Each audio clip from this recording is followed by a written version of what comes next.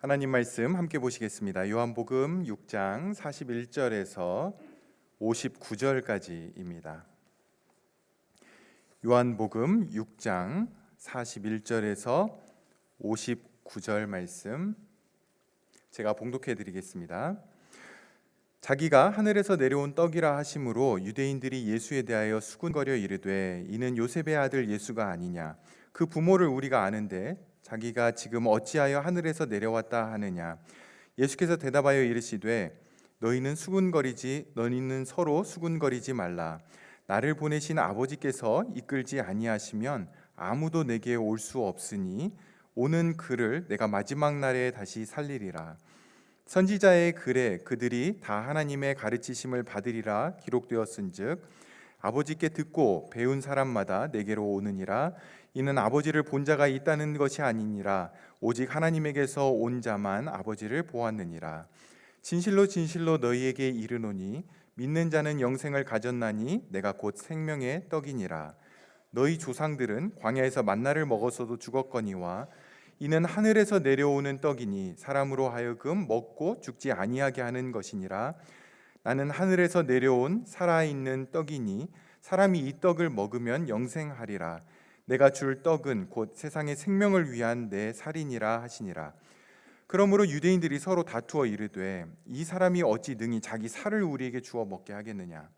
예수께서 이르시되 내가 진실로 진실로 너희에게 이르노니 인자의 살을 먹지 아니하고 인자의 피를 마시지 아니하면 너희 속에 생명이 없느니라. 내 살을 먹고 내 피를 마시는 자는 영생을 가졌고 마지막 날에 내가 그를 다시 살리리니 내 살은 참된 양식이요 내 피는 참된 음료로다. 내 살을 먹고 내 피를 마시는 자는 내 안에 거하고 나도 그의 안에 거하나니 살아계신 아버지께서 나를 보내심에 내가 아버지로 말미암아 사는 것 같이 나를 먹는 그 사람도 나로 말미암아 살리라. 이것은 하늘에서 내려온 떡이니 조상들이 먹고도 죽은 그것과 같지 아니하여 이 떡을 먹는 자는 영원히 살리라. 이 말씀은 예수께서 가버나움 회당에서 가르치실 때에 하셨느니라. 아멘. 오늘은 우리가 2달 동안 살펴온 이 오병이어 사건 그리고 그 사건에 대한 예수님의 그 설명, 그 가르침을 좀 정리하는 시간을 가지려고 합니다. 마지막 정리하는 시간이기 때문에 여러분에게 질문을 하겠습니다. 2달 동안 잘 들으셨는지. 여러분, 오병이어 사건의 핵심은 뭡니까? 이렇게 반응하시면 2달 다시 하셔야 되는데 눈치가 좀 빠르신 분들은 화면을 보면서 생명의 떡 이러면서 생명의 떡이 핵심이구나 이렇게 아실 수 있으실 텐데요. 예수님이 생명의 떡이다라고 하는 것을 가르쳐 주시려고 하는 사건이 바로 이 오병이어 사건입니다. 하나님이 하늘에서 내려 보내신 생명의 떡, 그게 바로 예수님이라는 거죠. 그런데 이 이야기를 듣고 있던 사람들이 이 핵심은 못 잡고 하나님이 하늘에서 내려보내신 생명의 떡이 나다 이렇게 이제 말씀을 하시니까 수군거렸습니다. 오늘 본문에 보면 수군거렸다 이렇게 이야기를 하는데요. 여기 수군거렸다라고 하는 것은 조용하게 귓속말로 이렇게 조곤조곤 뭔가를 이야기했다 그런 이야기가 아니라 궁시렁궁시렁 거렸다라고 하는 그런 의미입니다. 말도 안 된다라는 거죠. 내가 네 부모를 아는데, 내가 너 어려서부터 봐왔는데, 누구죠? 요셉이 너희 아버지 아니야 이제 이렇게 이야기를 한 거죠. 너 12살 때 예루살렘 갔다가 없어져가지고 엄마 아빠가 얼마나 너를 찾아다녔는데 내가 그때 다 아는데 이러면서 네가 무슨 하늘에서 내려와 이제 이런 이야기를 하는 겁니다. 궁시렁궁시렁 거렸던 겁니다. 여러분, 이 사람들은 예수님을 믿지도 않았고 믿을 마음도 없었습니다. 그게 뭘로 나타났냐면 궁시렁궁시렁 거리는 걸로 나타나게 된 거죠. 이런 그들에게 예수님이 이렇게 말씀을 하십니다. 44절부터 보시면요. 나를 보내신 아버지께서 이끌지 아니하시면 아무도 내게 올 수 없으니 오는 그를 내가 마지막 날에 다시 살리리라. 선지자의 글에 그들이 다 하나님의 가르치심을 받으리라 기록되었은즉 아버지께 듣고 배운 사람마다 내게로 오느니라. 여러분, 궁시렁거리는 사람들에게 예수님이 뭐라고 말씀하시냐면, 궁시렁거리지 말고, 그리고 너희가 내게 오지 않는 것은 아버지께서 너희를 이끌지 않으셨기 때문이다. 이제 이렇게 이야기를 하시는 겁니다. 하나님께서 이끌지 아니하시면 아무도 예수님께 올 수가 없는데, 여러분, 예수님께 오는 사람들은 어떤 방법으로, 어떤 과정을 거쳐서 예수님께 오게 됩니까? 하나님의 가르치심을 받아서 예수님께 오게 된다라는 겁니다. 하나님의 가르침을 받았기 때문에 진리에 대하여, 또 하나님의 뜻과 마음에 대하여, 그리고 그 중심에는 예수님이 계신데 예수님에 대하여 가르침을 하나님으로부터 받아서 예수님에게로 오게 된다라는 겁니다. 여러분, 이게 무슨 뜻입니까? 하나님께서 이끄시는 사람들, 그러니까 선택하시고 이끄시는 사람들이 모두 다 예수님께로 오게 됩니다. 그런데 예수님에게로 오는 이 사람들을 하나님이 멱살을 잡아가지고 이렇게 끌고 오시는 게 아니라 그 중간에 뭐가 있습니까? 하나님의 가르치심을 받아 그렇게 예수님께 오게 된다라는 거죠. 예수님에 대한 가르침을 받아서 예수님께 오게 된다라는 겁니다. 이게 무슨 이야기입니까? 예수님에 대한 가르침을 받은 사람들이 예수님을 길과 진리와 생명으로 알고 깨닫고 그 예수님을 원해서, 그 예수님이 필요해서, 그래서 자기의 의지로 예수님께 나아가게 된다라는 것입니다. 이게 이제 사람 편에서 볼 때 그렇다라는 거죠. 하나님 편에서 볼 때는 하나님이 이끄시는 자들이 예수님께로 오는데, 우리 편에서 보면 하나님께 가르침을 받아 예수님을 알게 된 사람들이 그 예수님이 필요해서 자기의 의지를 가지고 예수님에게 나아가게 된다라는 겁니다. 그런데 그 이면에는 뭐가 있다라는 거예요? 하나님이 이끄신 자들이 그렇게 예수님께 오게 된다라는 겁니다. 여러분, 성경이 말하는 방식으로 예수님께 오는 사람들 중에 자신은 원하지 않는데, 자신은 그렇게 관심은 없는데 예수님께 와서 구원받는 사람은 아무도 없다라는 것입니다. 부모님 때문에, 가정의 평화를 위해서, 사람들의 인정받기 위해서, 사람들의 눈 때문에 여러 가지 이유로 예수님께 나오는 것은, 그리고 거기에 계속 머물러 있는 것은 성경이 말하는 예수님께 나아옴이 아니라는 것입니다. 성경이 인정하지 않는다라는 거죠. 구원받지 못했다라는 것입니다. 개개인의 마음이 동해서 각자의 의지로 원함을 가지고 예수님께로 오게 되는데, 그 이면을 보면 아버지께 가르침을 받아서, 그리고 아버지의 이끌리심을 따라 그렇게 오게 된다라는 것입니다. 이게 너무너무나 중요하다라는 거죠. 하나님께서 가르쳐 주시는 그 가르침이 없이 예수님께 나올 수 있는 방법은 없다라는 겁니다. 하나님의 가르치심을 받아 예수님을 알게 되어 그렇게 자기의 의지로 예수님께 오게 되는 겁니다. 여러분, 거듭나지 않은 죄인은 하나님이 율법을 통해, 말씀을 통해 요구하시는 것들 앞에 전적으로 무능합니다. 100% 무능합니다. 그 요구를, 하나님의 요구를 만족시켜서 구원을 받을 수 있는 사람, 또 예수님께 나올 수 있는 사람 아무도 없습니다. 여러분, 하나님이 우리에게 요구하실 자격이 되시나요? 무슨 자격으로 우리한테 너 이렇게 살아라, 예수님께 와라, 그렇지 않으면 심판받는다, 이걸 요구하실 자격이 있으십니까? 질문이 어려운가요? 있으시죠? 예, 있으십니다. 왜요? 우리를 지으셨으니까. 그죠? 창조주시고 그리고 만드셨기 때문에, 그분이 우리의 주인이시기 때문에 우리에게 뭔가를 요구하실 수 있죠. 근데 우리를 지으신 그 하나님은 인격이시죠. 의지와 감정과 이성을 가지고 계신 분입니다. 그분이 우리를 만드실 때, 온 우주 만물을 만드실 때에 그냥 심심해서 아무 의미 없이 만드시지 않았습니다. 인격이시고 이성과 감정과 의지를 가지셔서 뭔가를 하신다라는 것은 목적과 의도를 가지고 우리를 만드셨다라는 겁니다. 그리고 그것이 성경에 기록되어 있는 거죠. 너희 이렇게 살아. 내가 이것 때문에 너희를 만들었어. 그러니까 이 목적에 맞춰서 살아라고 말씀을 하실 수 있는 겁니다. 문제는 우리의 본성 자체가 타락을 했다라는 거죠. 우리의 모든 본성이 죄로 인해 물든 것입니다. 그로 인해서 하나님의 요구를 만족시킬 수 있는 능력도 없을 뿐만 아니라 그렇게 할 마음도 우리는 없는 존재였던 거죠. 그리고 율법의 요구, 말씀의 요구들을 충족시키지 못했기 때문에, 지키지 못했기 때문에 우리는 율법의 저주와 심판 아래 놓이게 된 겁니다. 아무리 하나님이 예수님을 구원자로 이 땅에 보내셔서 예수님께 나오라고 이야기를 해도, 여러분 우리가 요한복음에서 계속 보고 있잖아요. 사람들은 그렇게 성경이 요구하는 방식으로 나아갈 수가 없었던 겁니다.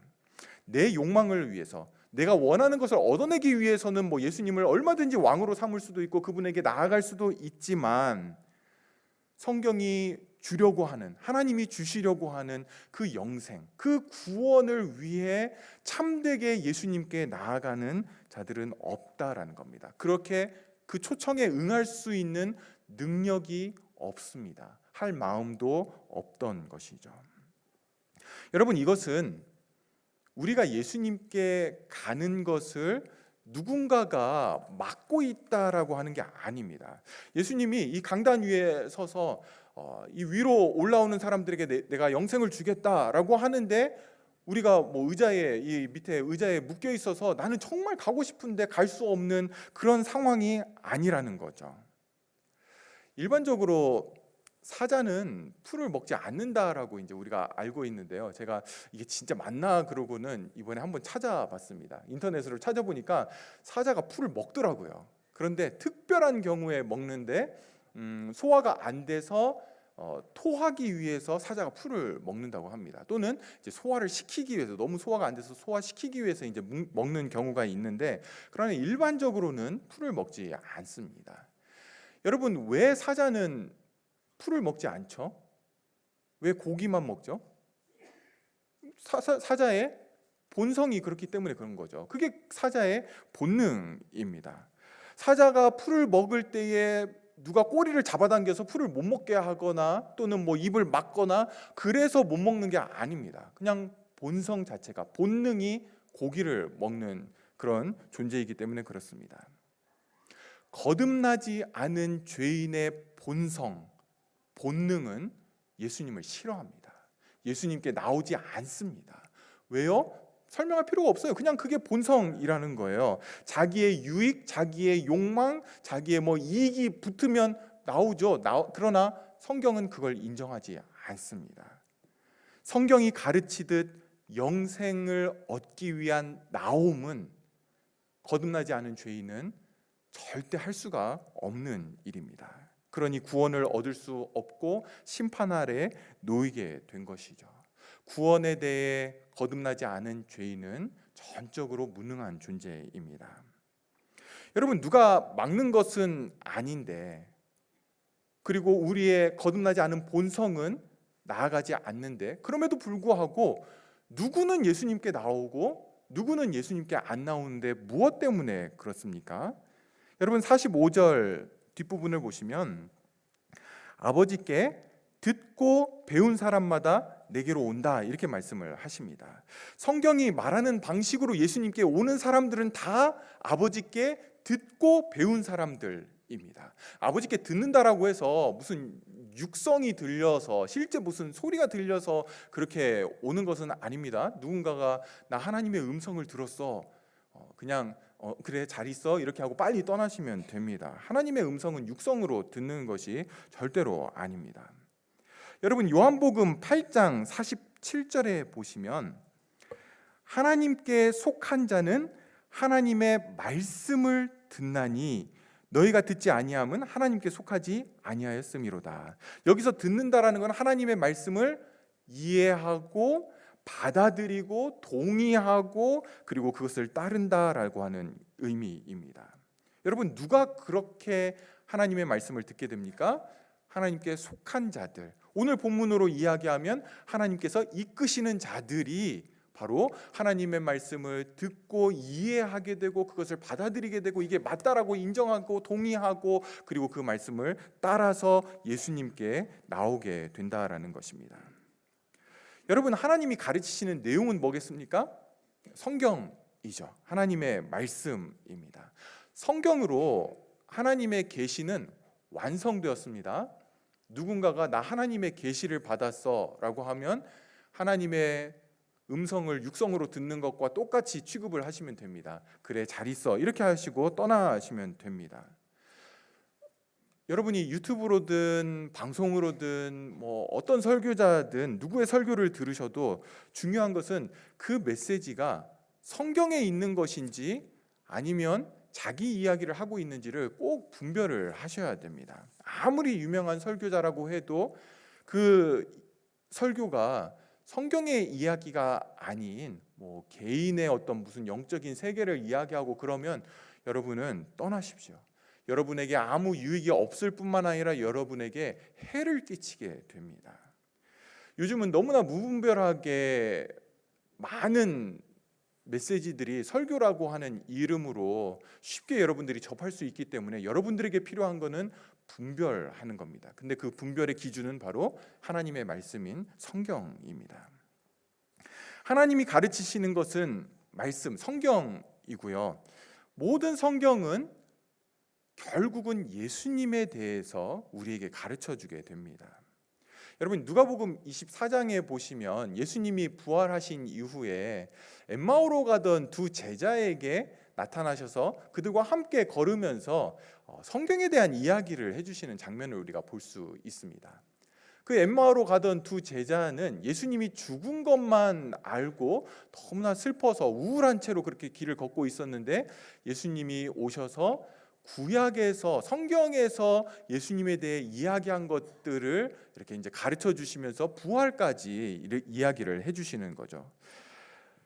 그 부분을 누가복음 24장 27절에 이렇게 기록을 하고 있습니다. 이에 모세와 모든 선지자의 글로 시작하여 모든 성경에 쓴 바 자기에 관한 것을 자세히 설명하시니라. 그러니까 여기 성경은 구약 성경을 말하는 거죠. 모든 구약 성경은 다 예수 그리스도에 대해서 이야기를 하는 것입니다. 신약 성경은 말할 것도 없고요.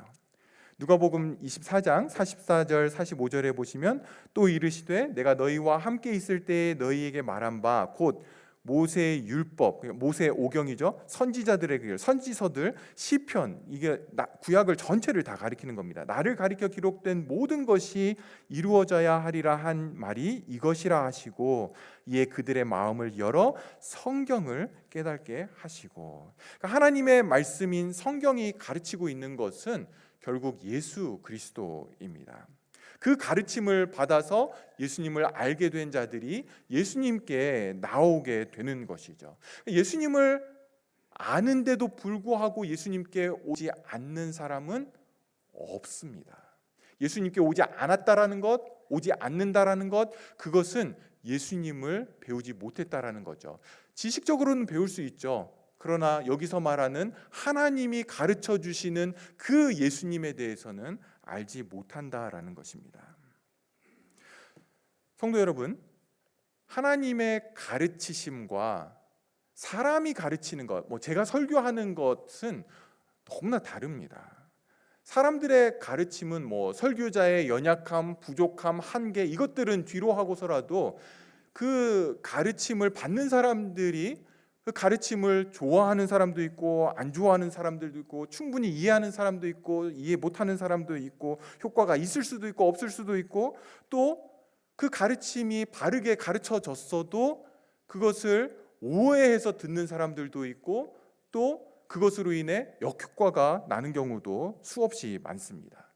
자기 마음대로 좋아하는 부분만 받아들일 수도 있고 취사 선택하기도 하죠.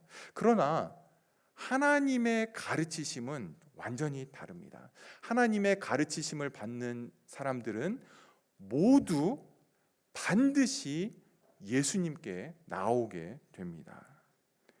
하나님의 가르침과 예수님께 나오는 것은 절대 뗄 수 없는 관계 속에 있습니다. 단단하게 연결되어 있죠. 45절을 다시 보십시오. 여기 45절을 보시면 이 하나님의 가르치심에 대해서 세 가지로 이야기를 합니다. 하나님의 가르치심을 받으리라. 아버지께 듣고 또 아버지께 배운 사람마다 내게로 오느니라. 그러니까 예수님께 오는 사람들 중에 하나님의 가르치심 없이 오는 사람은 없다라는 겁니다. 하나님의 가르치심을 받은 사람들 중에 예수님께 오지 않는 사람도 없다라는 거죠. 그만큼 하나님의 가르치심과 예수님께 나오는 것은 결정적인 그 연결 관계가 있는 겁니다. 하나님의 가르치심을 선택하거나 또는 생략하고 직접 예수님께 오는 사람은 없다라는 거죠. 그리고 그 가르치심의 핵심에는 예수님이 어떤 분이냐 하는 것이 있는 것입니다. 45절이 우리말 성경은 선지자의 글에 이렇게 하면서 선지자를 단수처럼 이렇게 써 놓았지만 사실 이 원문이나 또는 영어 성경을 가지고 계신 분들은 이 선지자가 복수로 되어 있는 것을 보실 수 있을 겁니다. 그러니까 예수님이 인용하신 이 구절은 이사야서 54장 13절인데요. 그 내용 자체는 선지서 여러 곳에 이렇게 기록되어 있습니다. 핵심적인 내용은 이겁니다. 이사야 54장은 회복될 이스라엘에게 하나님께서 내가 너희에게 이렇게 해주겠다라고 하는 그러한 내용인데요. 이 부분을 또 예레미야 31장에서도 똑같이 기록을 하고 있습니다. 여러분이 지난주에 맥체인 성경 읽기를 잘 하셨으면 히브리서 8장에서 이 예레미야 31장을 인용하신 것을 보실 수 있으실 텐데요. 예레미야 31장 33절 34절에 이렇게 기록을 하고 있습니다. 그러나 그날 후에, 그러니까 회복된 이스라엘에 대한 이야기입니다. 내가 이스라엘 집과 맺을 언약, 새로운 언약, 그냥 구약의 율법이 아닌 새로운 언약을 맺게 되는데요. 곧 내가 나의 법을 그들의 속에 두며 그들의 마음에 기록하여 나는 그들의 하나님이 되고 그들은 내 백성이 될 것이라 여호와의 말씀이니라. 그들이 다시는 각기 이웃과 형제를 가르쳐 이르기를 너는 여호와를 알라 하지 아니하리니 이는 작은 자로부터 큰 자까지 다 나를 알기 때문이라.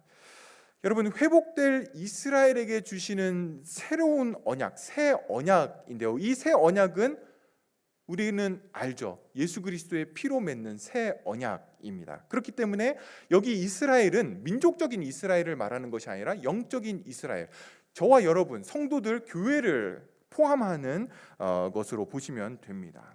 근데 참된 성도들에게 하나님이 약속을 주시는데 그 약속이 뭐냐면 나의 법을, 그러니까 하나님의 법을 그들의 속에 두며 그들의 마음에 기록을 하는 것입니다. 그리고 그렇게 할 때 어떤 결과를 낳게 되냐면 34절에 작은 자로부터 큰 자까지 다 여호와 하나님을 알게 되는 결과를 낳게 됩니다.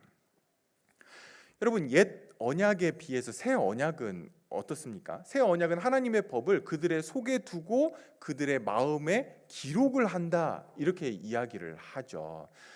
구약의 율법은 어디에 기록되었습니까? 돌에, 그렇죠? 돌비에 기록이 되었고 성소 안에 두었습니다. 그런데 새로운 법은, 새로운 언약은 하나님의 그 법을 우리의 속에 두고 우리의 마음에 기록을 하게 됩니다. 여러분, 구약의 율법은 돌에 기록되어서 이스라엘 백성들에게 주어지면서 하나님 뭐라고 하시냐면 지키면 살고 안 지키면 너희 죽어, 이렇게 해서 주어졌죠. 그래서 이스라엘 백성들은 이 율법을 지킬 때에 두려워서 지켰습니다. 안 지키면 뭔가 불이익이 있기 때문에. 그마저도 잘 안 지켜서 결국은 심판을 받게 되죠. 하지만 새 언약은 사람의 속에 두고 사람의 마음에 기록을 하게 되는데 히브리서 기자는 이 부분을 그대로 인용을 하면서 뭐라고 번역을 했냐면 내 법을 그들의 생각에, 마인드에 두고 그의 마음에 기록을 하겠다. I will put my laws in their mind and write them on their hearts. 이렇게 번역을 했습니다. 여러분, 한 사람의 생각, 그러니까 마인드가 변하고 그리고 마음이, 그것을 대하는 마음이 변화될 때에 한 사람 안에 진정한 변화가 일어나게 되죠. 하나님의 법을 우리의 생각과 마음에 둔다라고 하는 것은 하나님의 계명을 두려워서 지키는 게 아닌, 심판받을까 봐 지키는 것이 아닌, 우리의 생각으로 그 하나님의 법을 이해하고 깨닫고 받아들이고 마음이 움직여서 마음으로부터 그 법을 사랑해서 그 법을 원해서 지키게 된다라는 겁니다. 그것이 거듭날 때 성령께서 우리 안에서 일으키시는 놀라운 역사인 거죠. 그리고 그로 인해서 우리는 여호와 하나님을 알게 됩니다. 여러분, 하나님의 법이 우리에게 가르쳐 주시려고 하는 것은 지켰냐 안 지켰냐 이거를 넘어섭니다. 그게 뭡니까?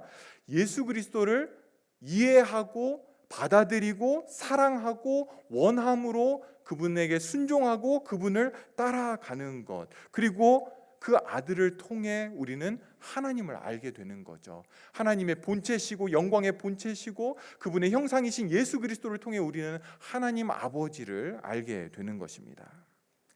예수 그리스도를 아는 것, 우리의 마인드로 이해하고 받아들이고 동의할 뿐만 아니라 우리의 마음으로 사랑하게끔 아는 것, 그래서 그분께 나아오는 것, 궁극적으로 그분께 나아가는 거죠. 그것이 바로 모든 성도들의 동일한 모습이고, 그리고 그 뒤에는 하나님이 가르쳐 주시기 때문에만 그 일들이 가능하게 됩니다. 사랑하는 여러분, 여러분은 예수님을 배우고 그래서 그분께 나오고 그분을 따르고 있습니까? 여러분, 이게 실제로 어떤 모습입니까? 오늘 본문은 예수님을 생명의 떡으로 가르쳐주고 있습니다. 48절에 보시면 내가 곧 생명의 떡이니라 이렇게 말씀하시죠. 35절에도 예수님이 그렇게 말씀하시고 51절, 58절에서도 자신이 생명의 떡임을 우리에게 가르쳐주고 있습니다. 그러니까 우리가 이 예배 가운데에 하나님의 가르치심을 받는다면, 하나님이 우리 가운데 찾아오셔서 우리를 가르쳐 주신다면 예수님이 생명의 떡이라는 게 이해가 되고 그것을 우리는 받아들이게 될 것이고 그것에 동의하게 될 것이고 그러한 예수님을 사랑하게 될 것이고 그 생명의 떡에 대한 그 예수님에 대해서 내가 어떻게 반응해야 될지를 알게 될 것이고 그 예수님에게 나아가게 될 것입니다. 하나님이 오셔서 그렇게 우리를 가르쳐 주시기를 기도하는 마음으로 우리가 이 자리에 함께 모여 있어야 되는 거죠. 우리가 예수님이 생명의 떡이라고 할 때에 세 가지 면에서 우리가 좀 생각을 해볼 수 있습니다. 첫 번째는 예수님이 생명의 떡이라는 것, 두 번째는 예수님이 생명의 떡이라는 것, 그리고 세 번째는 예수님이 생명의 떡이라는 것. 그게 그건가요? 네, 그러나 중요합니다. 모든 단어 하나하나에 다 중요한 의미들이 담겨 있습니다. 뒤에서부터 좀 보겠습니다. 떡이라고 하는, 예수님이 생명의 떡이다라고 할 때, 자신이 생명의 떡이다라고 할 때에 그 당시 이스라엘 백성들이 떡이라는 단어를 들으면서 그걸 무엇과 연결을 했냐면 광야에서 만나를 먹었던 것과 연결을 시켰습니다. 31절 이후에서 사람들은 만나에 대한 이야기를 꺼냈고 예수님은 그걸 생명의 떡과 연결시키고 있고요. 또 49절 이후에서도 다시 한번 예수님이 만나, 광야의 만나와 생명의 떡을 연결시키고 있는 것을 볼 수 있습니다. 출애굽기 16장에 가면 이제 만나 사건이 기록되어 있습니다. 광야이기 때문에 먹을 걸 구하기 어렵죠. 그렇기 때문에 만나는 생존을 위해서 반드시 필요했던 그러한 음식물이었습니다. 그런데 그냥 생존을 위해서뿐만 아니라 그 모양이 가시 같고 또 맛은 과자 섞은 꿀과 같다, 뭐 이렇게 기록이 되어 있습니다. 거기서 꿀꽈배기가 나오지 죄송합니다. 어쨌거나 근데 하나님께서 만나를 주시면서 그냥 주시지 않고 몇 가지 주의사항을 함께 주셨습니다. 근데 이런 주의사항을 하나님이 주실 때에 하나님의 마음에 있었던 건 뭐였냐면 이 주의사항을 이스라엘 백성들이 잘 지키는지 안 지키는지, 내 말을 잘 따르는지 안 따르는지를 시험하는 테스트로서 이 주의사항을 그들에게 준 겁니다. 만나에 대한 주의사항은 어렵지 않습니다. 매일 먹을 만나를 매일 거둬라. 이게 주의사항이었습니다. 대신 안식일 전날에는 이틀치를 거둬서 안식일에는 거두러 나가지 말고 하나님을 예배하는데 하루를 써라, 온전히 써라, 이렇게 이제 말씀을 하시죠. 근데 꼭 주의사항 안 지키는 사람들이 있었죠. 안식일에도 거두러 나가는 사람들이 있고, 또 매일 거둘 때 아침에 가서 많이 거둬서 남겨뒀다가 그 다음 날에도 먹으려고 남겨둔 사람들이 있었습니다. 여러분, 남겨둔 만나가 어떻게 됐습니까? 거기에서 벌레가 생기게 되었고, 그리고 썩은 내가 이렇게 진동을 하게 된 거죠. 고약한 냄새가 났습니다. 여러분, 하나님이 이러한 주의사항을 주신 것은 단지 내 말을 지키나 안 지키나만 보시려고 했던 것이 아닙니다. 하나님께서 만나를 주시면서, 그리고 주의사항을 통해 이스라엘 백성들에게 원하셨던, 그리고 가르쳐 주시려고 했던 것이 있죠. 그게 뭐였냐면 매일매일 하나님의 은혜를 공급받아 사는 백성이 되어야 된다. 그게 성도다. 그게 이스라엘 백성이다라는 것을 가르쳐 주시기를 원하셨던 겁니다.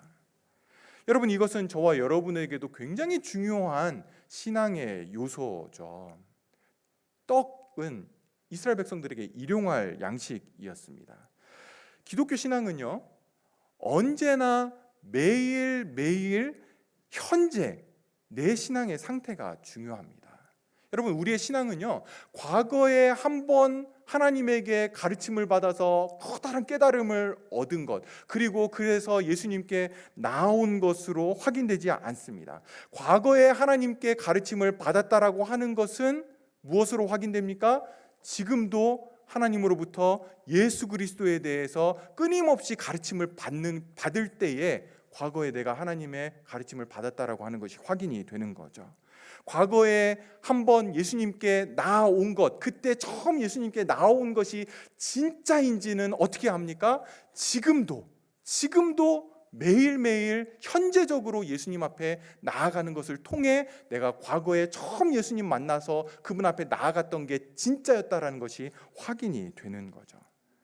여러분, 이 오병이어 사건을 통해서 성도의 중요한 정체성을 우리에게 가르쳐주고 있습니다. 성도가 어떤 존재냐라고 할 때 예수님에게 뭔가를 얻어먹는 것, 그게 다른 사람, 오병이어 사건에서 먹고 배불렀던 사람들이 또다시 먹을 걸 얻으러 예수님께 나왔죠. 그런데 그게 성도의 정체성이 아니라 성도는 예수님을 따라가는 존재라는 것입니다.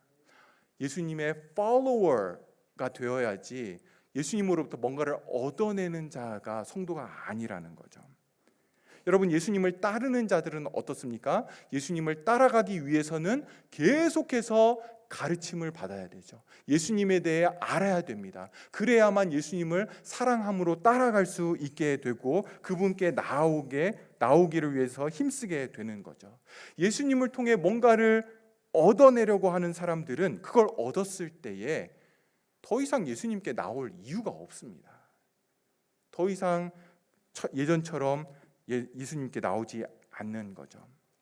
그저 과거에 내가 너무 힘들었을 때에 정말 열심히 기도하고 새벽 기도 나가고, 그래서 그때 나에게 이런 기도의 응답이 있었어. 간증은 남겠죠. 그러나 성도의 참된 정체성의 모습은 아닙니다. 성도의 정체성은 어디에서 나오는 겁니까? 지금 내가 예수님 따라가고 있는지, 이게 성도의 정체성입니다.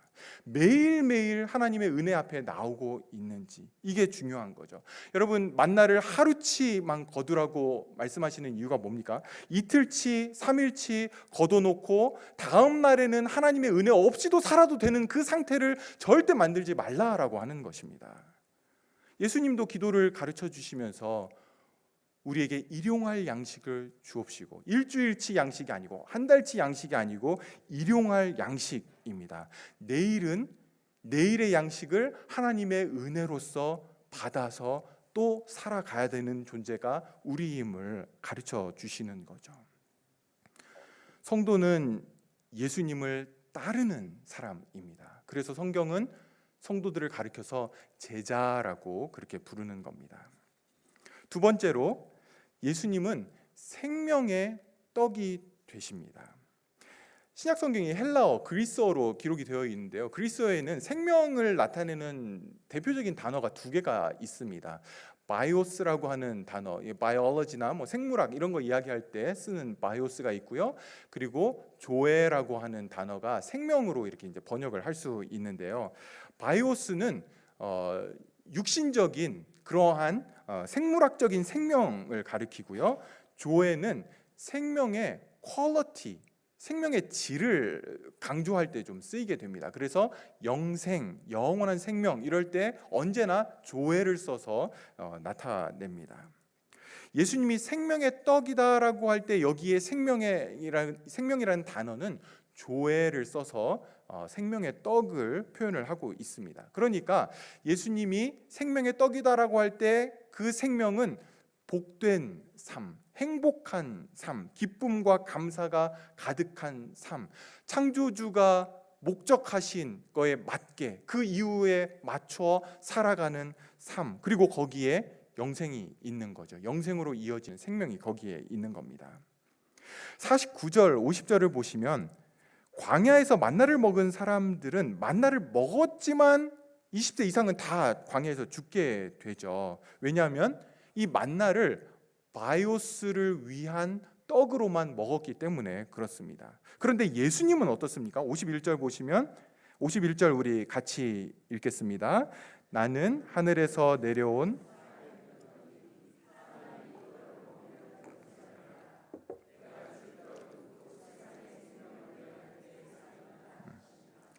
예수님은 조회, 이거를 주는 떡이라는 겁니다. 삶의 참된 만족이 예수 그리스도 한 분에게서만 오게 된다라는 거죠. 이게 세 번째로 연결되는데요. 예수님께서 여기서 내가 곧 생명의 떡이다라고 할 때에 에고 에이미라고 하는 단어를 쓰십니다. I am the bread of life 이렇게 이제 말씀을 하시는데요. 여러분, 이 헬라어 단어 안에는 성, 수, 격 이런 게 다 들어가 있습니다. 이게 1인칭인지 2인칭인지 3인칭인지, 그리고 여성형인지 남성형인지 중성형인지, 그리고 이 과거형인지 이런 것들이 단어 하나에 들어 있습니다. 그래서 사실 생명의 떡 이렇게만 쓰면 여기에 나는 생명의 떡이다가 다 포함이 되어 있습니다. 그럼에도 불구하고 예수님은 나는 뭐뭐이다를 나타내는 에고 에이미를 사용해서 이 말씀을 하고 있습니다. 왜 그럴까요? 강조하기 위해서. 뭐를?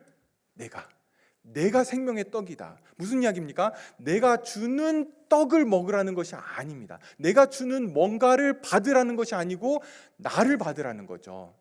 저 아니고 예수님을 얻는 것이 중요하다라는 겁니다. 예수님이 생명의 떡이기 때문에 예수님을 먹어야 된다라는 것을 말씀을 하는 겁니다. 여러분, 이게 무슨 뜻입니까? 52절부터 한번 보십시오. 이 사람들은 그게 뭔지를 이해를 못했습니다. 그러므로 유대인들이 서로 다투어 이르되 이 사람이 어찌 능히 자기 살을 우리에게 주어 먹게 하겠느냐.